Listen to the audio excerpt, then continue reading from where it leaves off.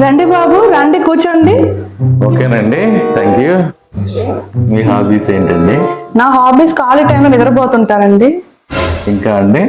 ఇంకా నిద్రలో లేపితే నాకు ఇరిటేషన్ వస్తుంది. ఖాళీ టైం నిద్రపోతుంటాను. శుభ్రంగా పడుకుంటది, ఆ షాపింగ్ ఈ షాపింగ్ అని అటు ఇటు తిప్పదు. కొత్త ఇల్లు కొత్త కాపురం కాబట్టి శుభ సందర్భంలో మనం శుభ్రంగా మూవీకి వెళ్ళొద్దాం 5 o'clock. ఓకేనా ధరణి?